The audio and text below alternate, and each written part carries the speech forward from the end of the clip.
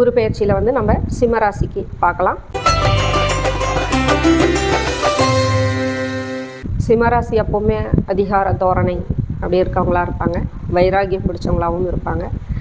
கொஞ்சம் எப்போவுமே எதுலேயுமே ஒரு கெத்தாக இருக்கக்கூடியவங்களாகவும் இருப்பாங்க.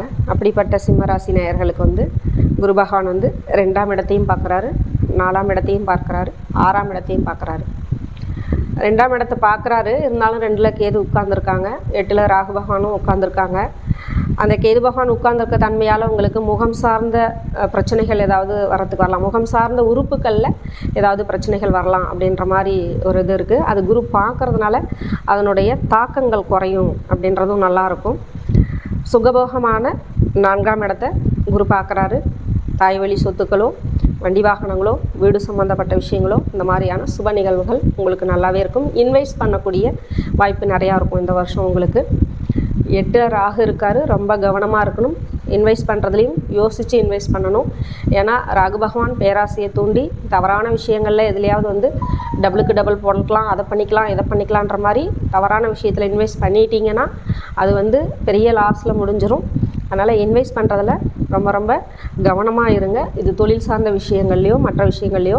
ஆனால் வந்து தங்கமாக இன்வெஸ்ட் பண்ணாலும் சரி, நிலத்தில் இன்வெஸ்ட் பண்ணாலும் உங்களுக்கு எந்த வித ப்ராப்ளமும் கிடையாது. அதில் நீங்கள் வந்து இன்வெஸ்ட் பண்ணலாம். அது முதலீடுகள் எப்போவுமே உங்களுக்கு காப்பாற்றி கொடுக்கும். உங்களுக்கு கடன் தொந்தரவு அமைப்புகள் இருந்தால் அது தீரக்கூடிய வாய்ப்பும் இந்த வருஷம் கிடைக்கும். யாருக்காவது குடும்பத்தில் வந்து நோய் தொந்தரவுக்கான அமைப்பு இருந்துச்சுனாலும் அது விலகக்கூடிய வாய்ப்பும் நல்லாயிருக்கும்.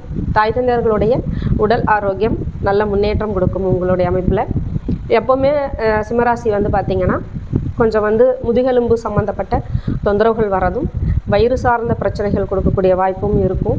அது சம்மந்தப்பட்ட பிரச்சனைகளில் ஏதாவது உங்களுக்கு மருத்துவ அமைப்பில் மருத்துவம் செஞ்சுக்கணுன்னாலும் சரி, அதுக்கான ஆலோசனைகளாக இருந்தாலும் சரி, அதுக்கான மருத்துவமனைகளாக இருந்தாலும் சரி, அது எல்லாமே சுலபமாக கிடைக்கக்கூடிய வாய்ப்பு இந்த வருஷம் நல்லாயிருக்கும். உடம்பை க்யூர் பண்ணக்கூடிய வாய்ப்பு நல்லாவே இருக்குது உங்களுக்கு. மற்றபடி வந்து தொழில் விஷயங்களை இன்வெஸ்ட் பண்ணாலும் சரி, மற்ற விஷயங்களில் சுகபோக விஷயங்களில் வண்டி வாகனம், வீடு கட்டுறது, இந்த மாதிரியான விஷயங்கள் செஞ்சாலும் சரி அது முன்னேற்றம் கொடுக்கும். குடும்ப அமைப்பில் குடும்பஸ்தானத்தை குரு பார்க்குறாரு, தனஸ்தானத்தை குரு பார்க்குறாரு. குரு குடும்பஸ்தானத்தை தான் பார்க்குறாரு. ஆனால் கணவன் மனைவி அமைப்பில், அந்யோன்ய அமைப்பில் கொஞ்சம் பிரச்சனைகள் வந்துடலாம். ஒருத்தருக்கு ஒருத்தர் விட்டு கொடுத்து போகணும். தேவையில்லாமல் வம்பு வழக்குகள் வச்சுக்க வேண்டாம். முன்ஜாமீனுக்கு போகிறது, பொறுப்பேற்றுக்கிறது, தேவையில்லாமல் வாக்குவாதங்கள் வச்சுக்கிறது, இந்த மாதிரியான விஷயங்கள் யாருக்கிட்டையுமே வச்சுக்க வேணாம்.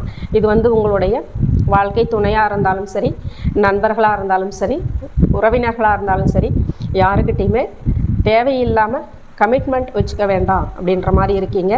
உங்களுக்கு எப்போவுமே வந்து சூரிய பகவானுடைய ஆட்சி வீடு சிம்ம வீடு.